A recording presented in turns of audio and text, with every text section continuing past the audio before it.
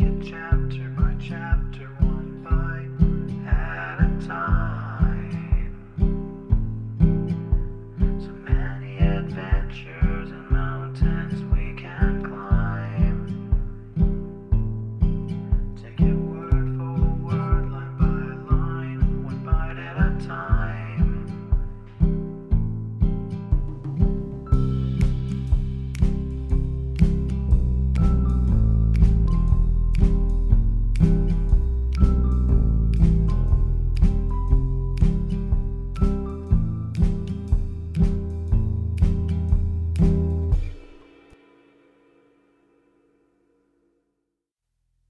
Welcome to Bite at a Time Books, where we read you your favorite classics one bite at a time. My name is Bree Carlile, and I love to read, and wanted to share my passion with listeners like you. If you enjoy our show, be sure to follow us so you get all the new episodes. If you want to see exclusive behind the scenes of our show, follow us on YouTube. We would also love for you to drop us a rating on your favorite podcast platform, and share our show with your friends. You can catch us on all the social medias at Bite at a Time Books. We are currently running a contest on our social media for the duration of Season 10 to win a copy of the complete Anne of Green Gables series. Today, we will be continuing Anne of Green Gables by Lucy Maud Montgomery. Chapter 3. Marilla Cuthbert is surprised. Marilla came briskly forward as Matthew opened the door, but when her eyes fell on the odd little figure in the stiff, ugly dress, with the long braids of red hair and the eager, luminous eyes, she stopped short in amazement. "Matthew Cuthbert, who's that?" she ejaculated. "Where's the boy?" "There wasn't any boy," said Matthew wretchedly. "There was only her." He nodded at the child, remembering that he had never even asked her name. "No boy, but there must have been a boy," insisted Marilla. "We sent word to Mrs. Spencer to bring a boy." "Well, she didn't. She brought her. I asked the station master, and I had to bring her home.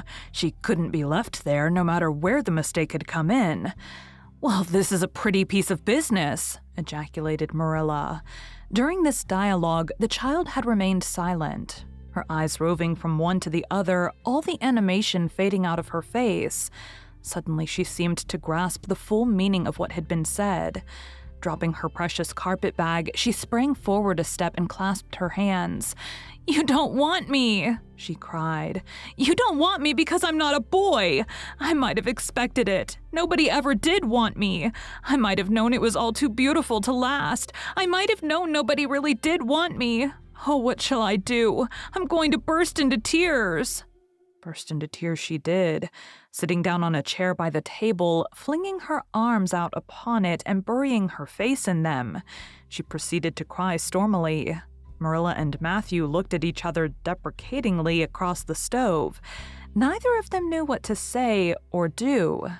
Finally, Marilla stepped lamely into the breach. Well, there's no need to cry so about it."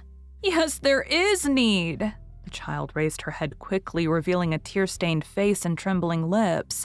"You would cry too if you were an orphan and had come to a place you thought was going to be home and found out that they didn't want you because you weren't a boy.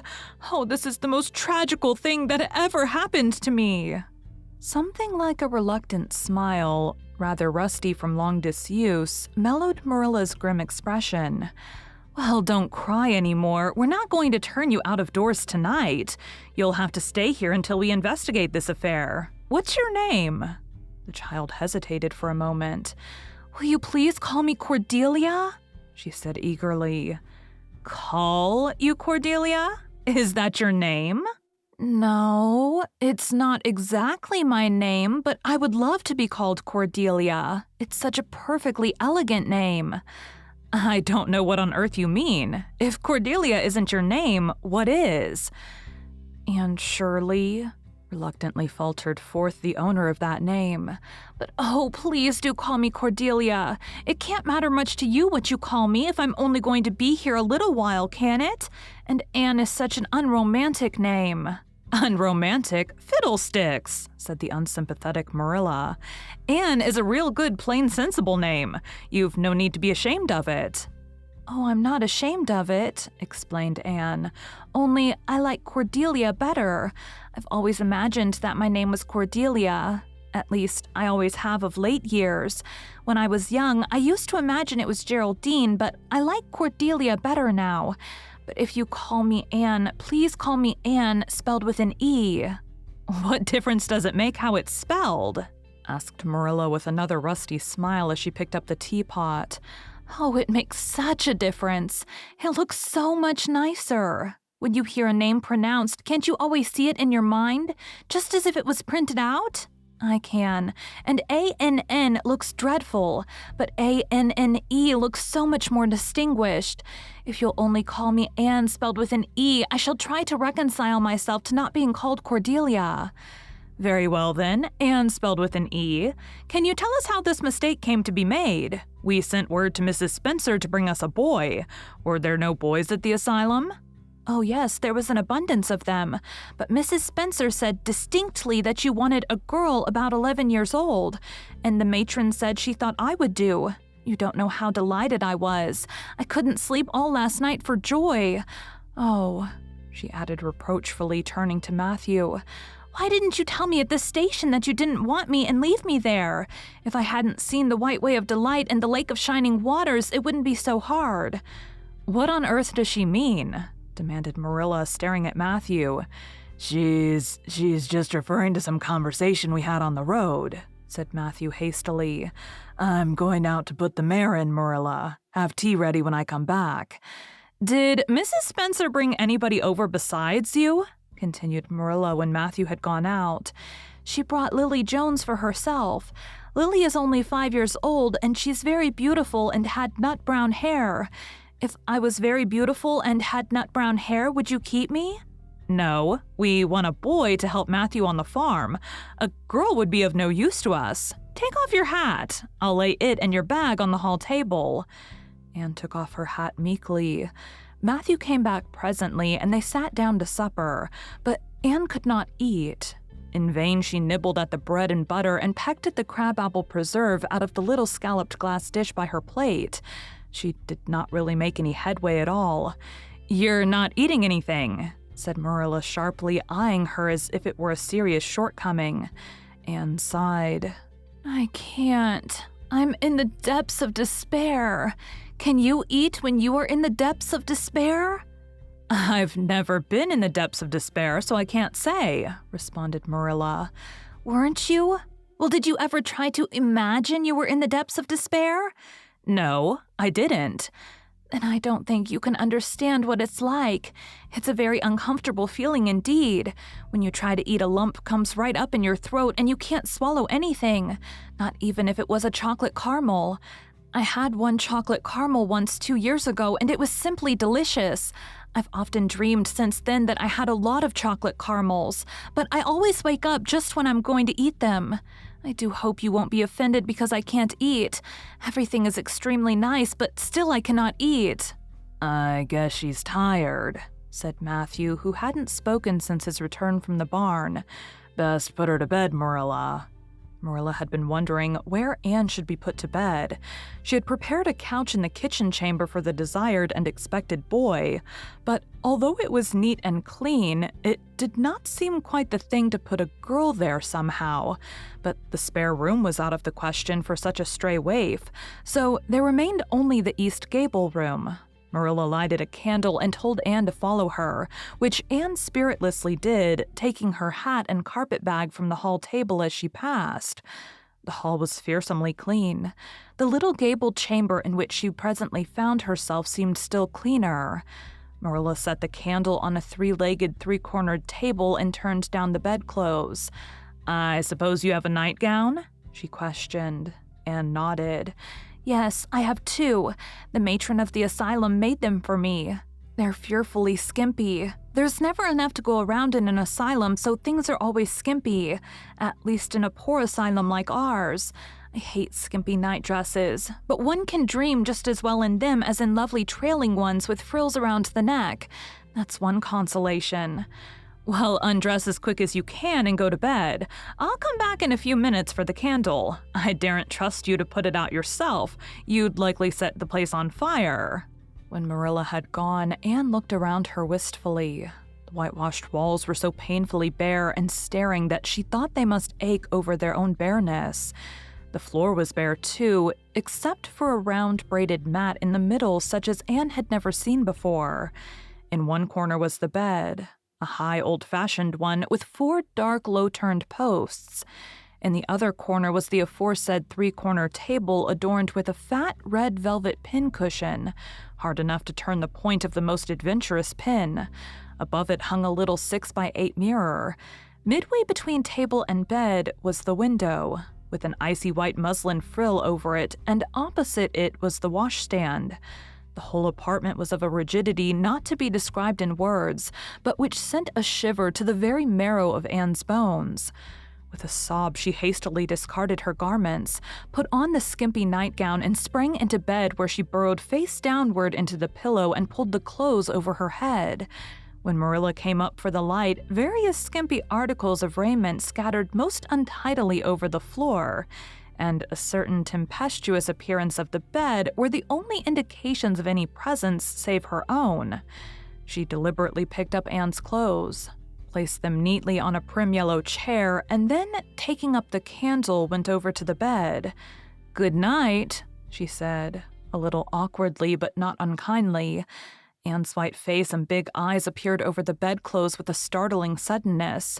"How can you call it a good night when you know it must be the very worst night I've ever had?" she said reproachfully. Then she dived down into invisibility again. Marilla went slowly down to the kitchen and proceeded to wash the supper dishes.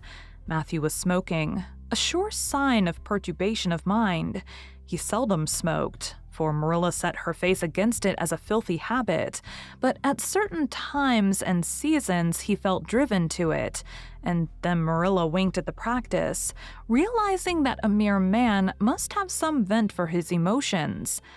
"Well, this is a pretty kettle of fish," she said wrathfully.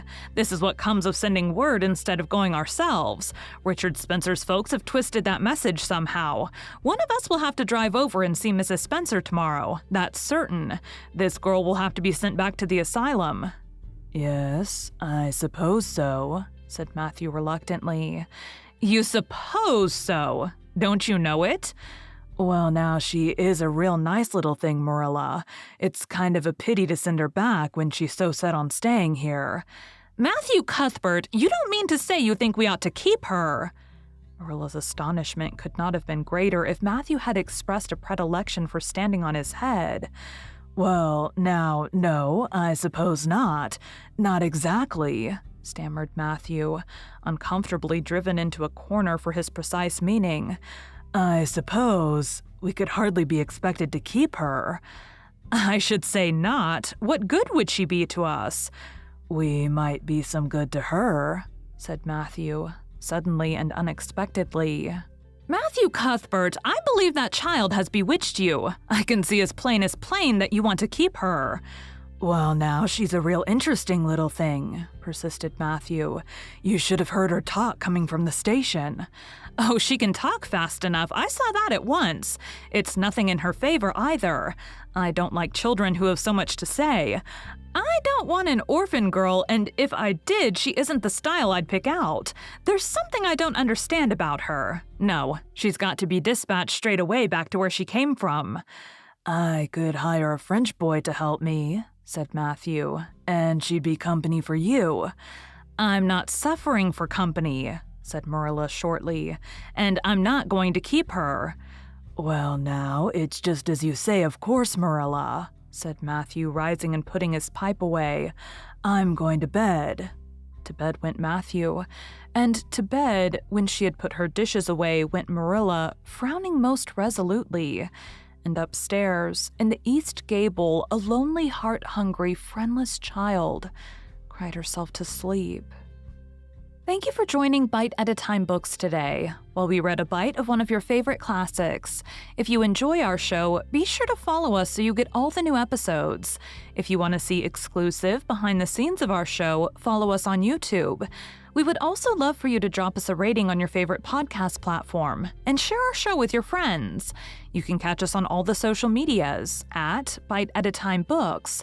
We're currently running a contest on our social media for the duration of Season 10 to win a copy of the complete Anne of Green Gables series. Again, my name is Bree Carlile, and I hope you come back tomorrow for the next bite of Anne of Green Gables.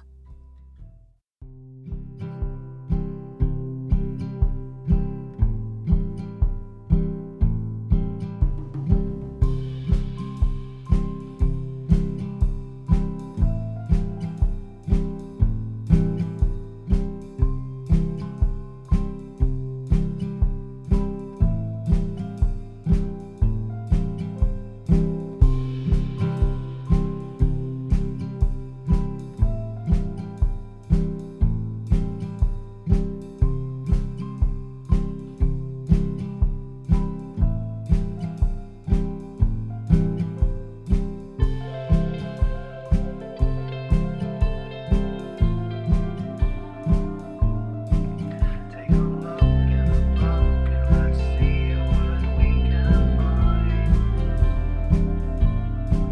Taking chapter by chapter, one bite at a time. So many adventures and mountains we can climb. Take it word for word, line by line, one bite at a time.